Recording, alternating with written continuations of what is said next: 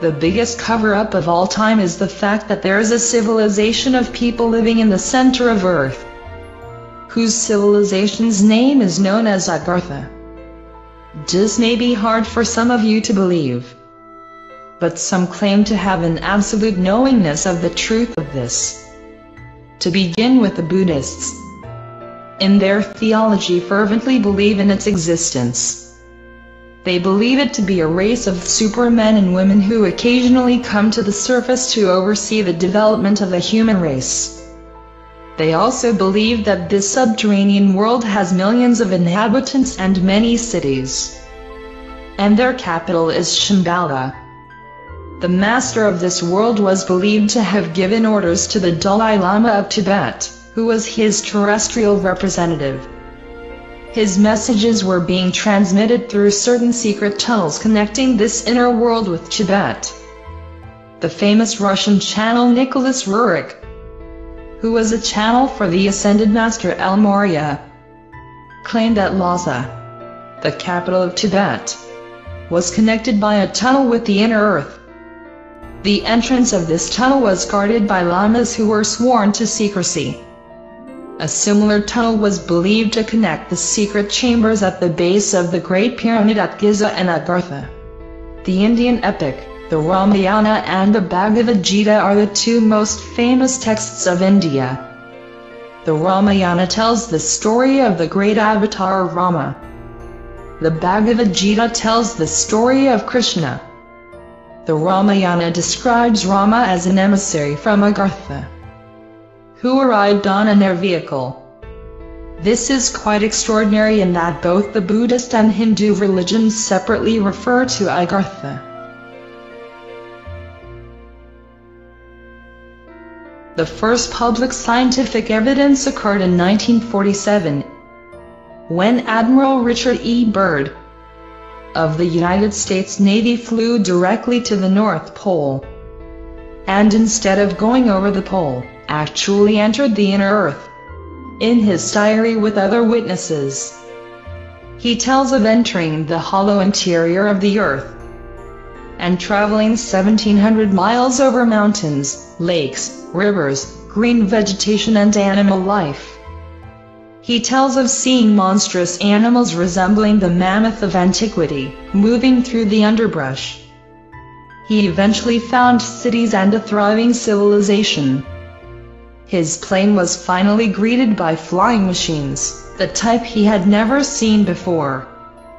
They escorted him to a safe landing place and he was graciously greeted by emissaries from Agartha. After resting, he and his crew were taken to meet the ruler of Agartha. They told him that he had been allowed to enter Agartha because of his high moral and ethical character. They went on to say that ever since the United States had dropped atomic bombs on Hiroshima and Nagasaki, they had been very concerned for their own safety and survival. They had decided that it was time to make greater contact with the outside world to make sure we didn't destroy this planet and their civilization with it. They had been allowed in for this express purpose, as a way of making contact with someone they trusted. To make a long story short, Admiral Byrd and his crew, upon their visit, were guided by their hosts in their plane back to the outer world, and their lives were changed forever. In January 1956, Admiral Byrd led another expedition to the Antarctic. In this expedition he and his crew penetrated for 2,300 miles into the center of Earth again. Admiral Byrd states that the North and South Pole are actually two of many openings to the center of Earth. This sure resembles Jules Verne's famous science fiction book, Journey to the Center of the Earth, which many of you may have read or watched the movie. Admiral Byrd also states inner Earth has an inner sun. Admiral Byrd's theory is that the poles of the Earth are convex, rather than concave. Ships and planes can actually fly or drive right in. The American press announced Admiral Byrd's discovery. However, it was immediately suppressed by our good friends, the secret government. Ray Palmer, the editor of Flying Saucer magazine, did a detailed story on Admiral Byrd's discoveries. The United States government either bought, stole or destroyed almost every copy, and then destroyed the plates at the printing press. According to rumors, the exact same thing happened in respect to an article done on Admiral Byrd's discovery by the National Geographic. The magazine was released and the US government gobbled up almost every issue. If the story wasn't true, how come the government was so uptight? Another interesting fact is that the United States government does not let planes fly over the poles. All flights are directed to go around the poles, and any airline pilot flying in these areas will tell you this.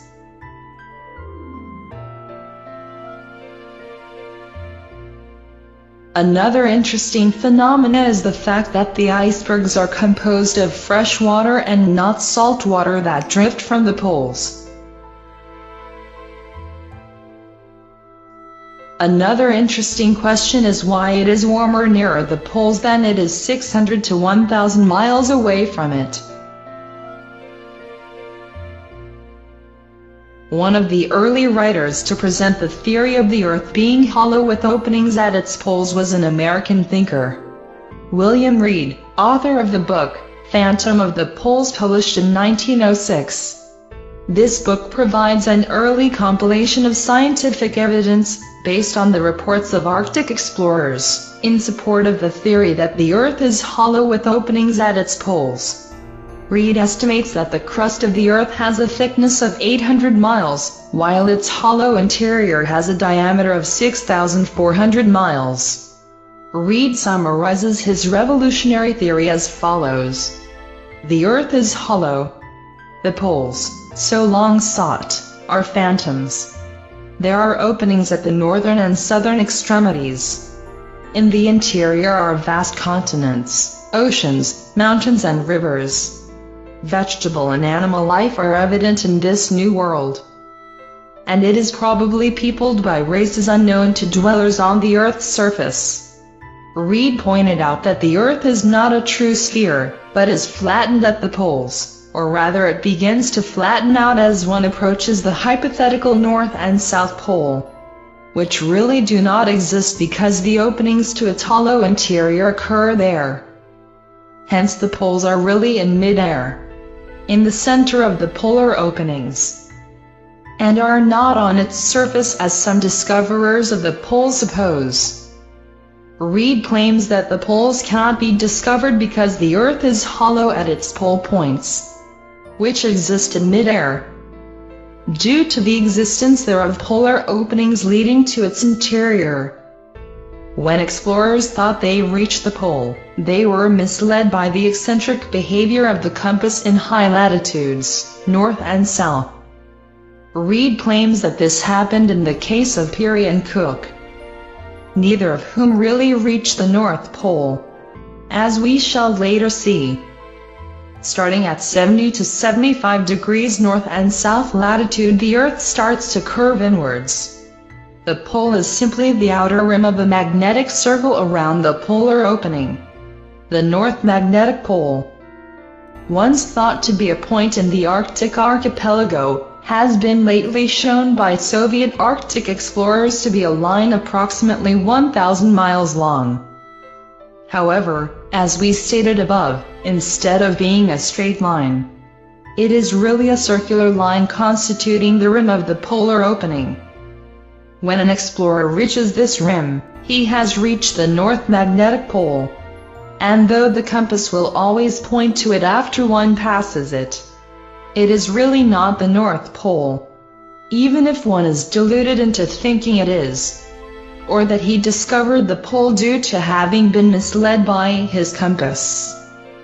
When one reaches this magnetic circle, meaning the rim of the polar opening, the magnetic needle of the compass points straight down.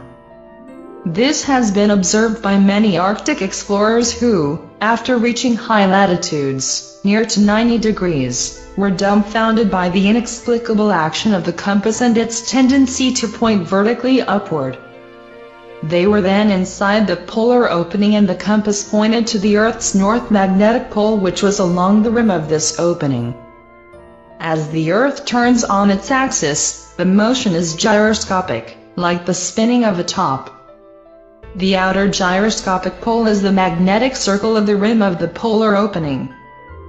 Beyond the rim, the Earth flattens and slopes gradually toward its hollow interior. The true pole is the exact center of the opening at the poles, which consequently do not really exist. And those who claim to have discovered them did not tell the truth, even if they thought they did. Having been misled by the irregular action of the compass at high latitudes. For this reason, neither Cook nor Peary nor any other explorer ever reached the North or South Poles, and never will.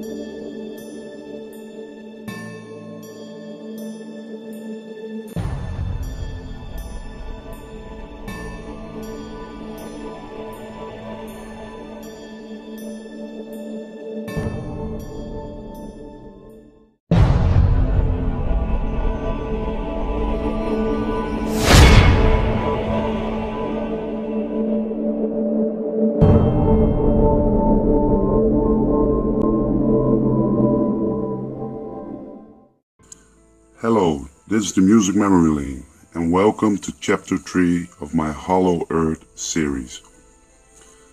Well, I thought a lot about how to present my third Hollow Earth video, and I figured the robot voice needed a break. So in this video, I do all the talking.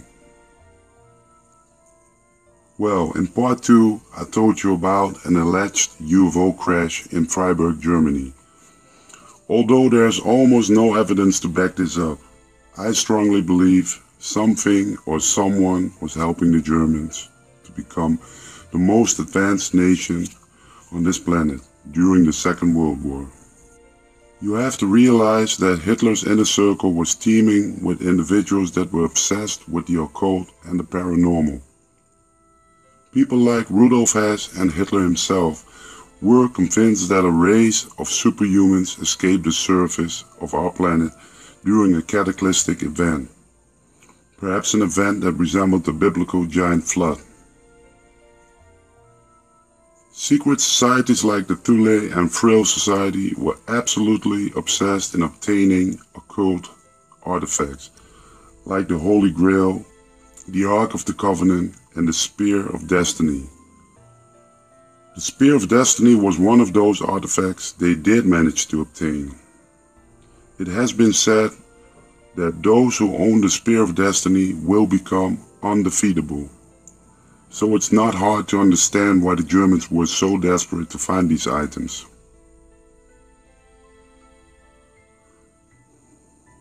We have to ask ourselves some critical questions. How was Germany able to overcome the hardship of the Versailles Treaty, the inflation, the millions of Reichsmarks they had to pay to France and England after losing the First World War, a nation in complete rubble, and in a matter of years, Germany had become one of the most leading nations in the world? How was that possible?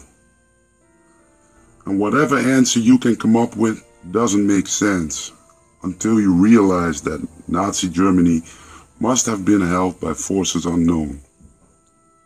There's no way Germany could have done this all by itself, especially when you look at the financial side of the story. Who do you think loaned Hitler all that money? Do your own research and find out. The superior advanced Germany technology still puzzles me and many others to this day. Some claim they were 50 years ahead, perhaps even more. And it's all contributed to Germany's willingness to use the latest technology to their advantage, while all the other nations have failed to recognize the possibilities. Well, I have a hard time believing this. While Hitler was searching for occult artifacts all over the world, the most sacred of all crashed into the forest of Freiburg in 1936, almost on top of their heads. Opportunity came knocking, that's for sure. Now, let me take you back to Maria Ostrich and the Frill Society. Maria Ostrich was known to channel messages and acted as a medium on several occasions.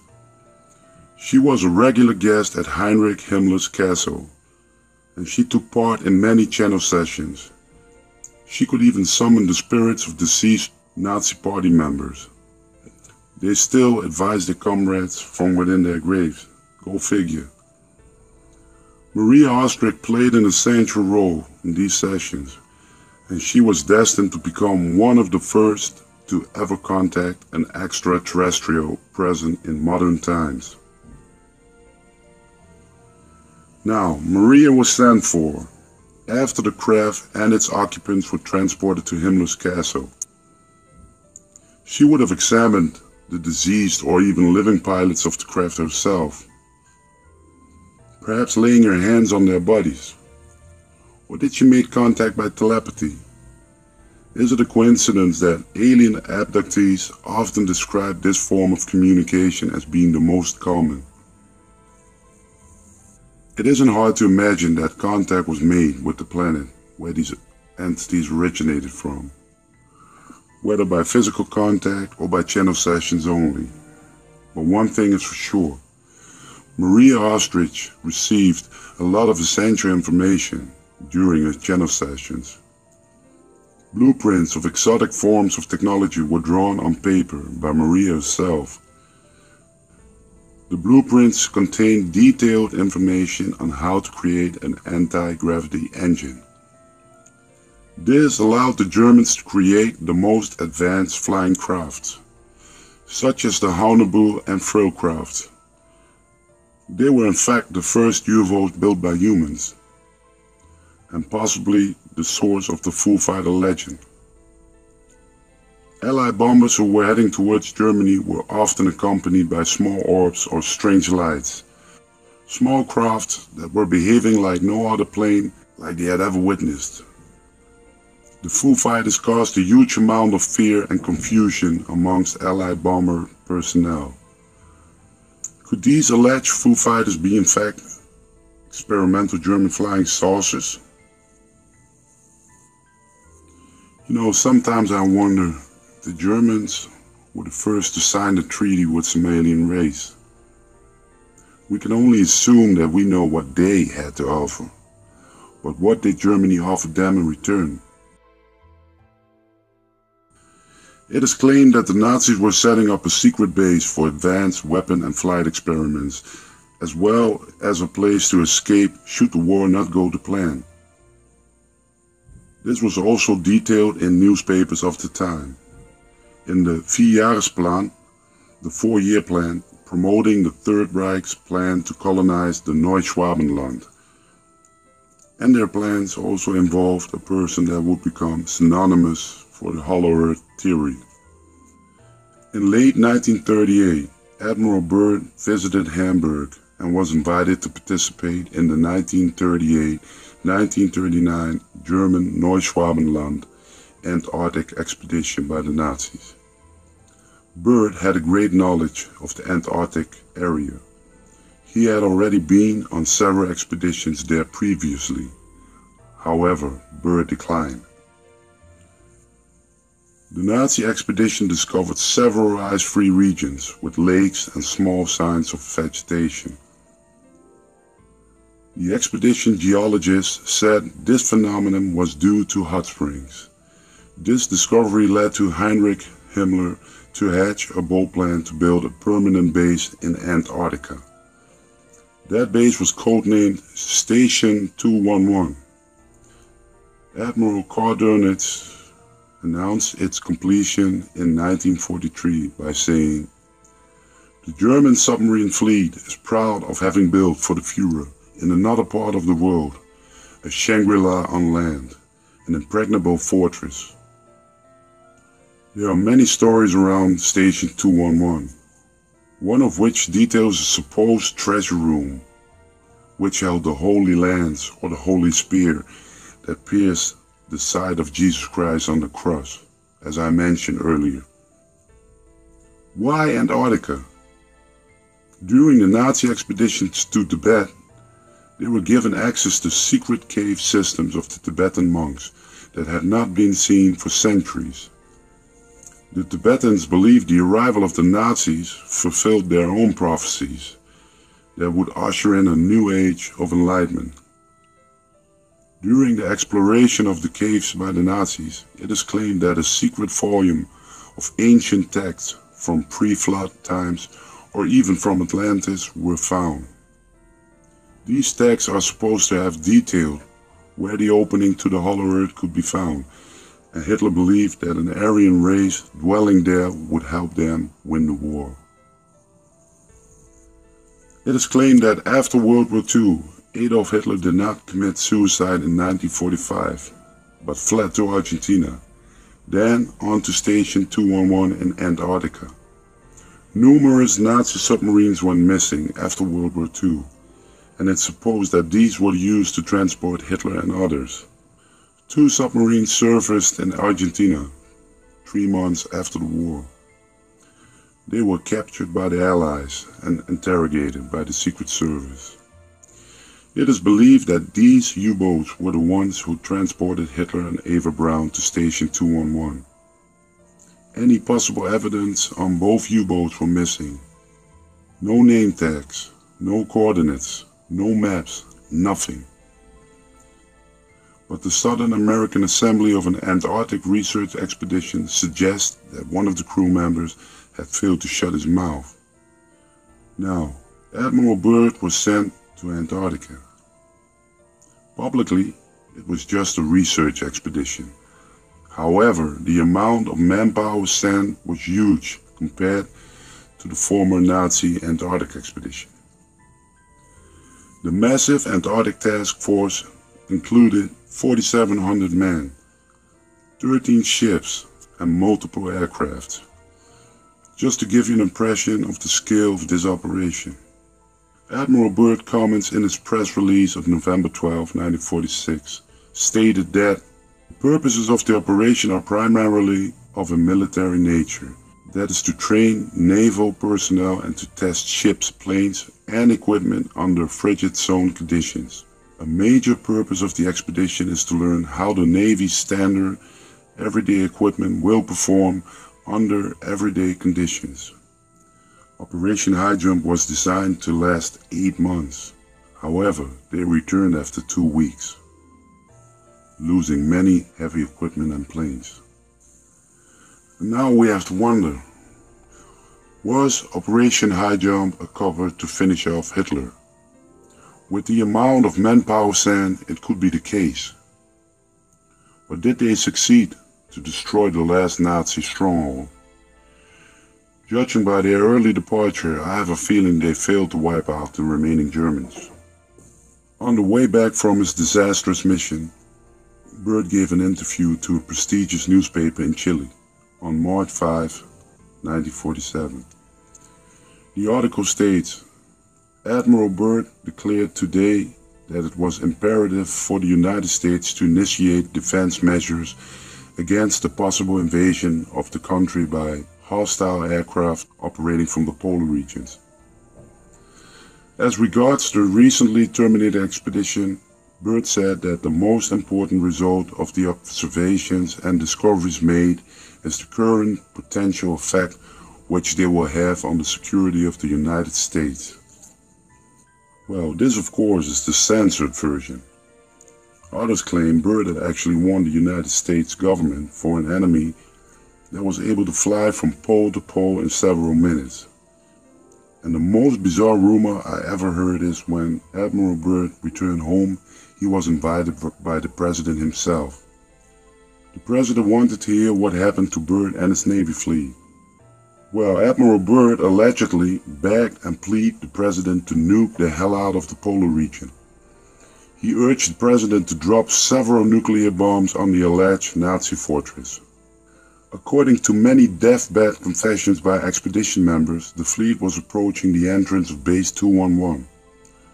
All of a sudden, a fleet of UFO-type crafts emerged from the icy waters and attacked the fleet with fierce aggression. Several ships were sunk in minutes. Many sailors lost their life that day. Witnesses also stated that German ground troops were defending the entrance of the base with strange weapons that fired sonic waves. The whole experience must have been terrifying to Byrd and his men. Finally, Byrd gave the order to retreat. He knew that if he would stay there any longer, his entire fleet would be destroyed. Well, now I will conclude this video with the most shocking rumor. At least the most shocking rumor I ever heard. You know, scientists always talk about how thin the ozone layer is at the North Pole, right? By measuring the thickness of the ozone layer at the poles, they can tell us in which condition the ozone layer is. Our polluting waste are the main reason for the thin ozone layer, according to scientists. But what if the ozone layer was already damaged? What if the Allies listened to Admiral Byrd's advice and decided to drop multiple atom bombs on the alleged base 211? Imagine how long it would take for the ozone layer to recover. But hey, it's all rumors.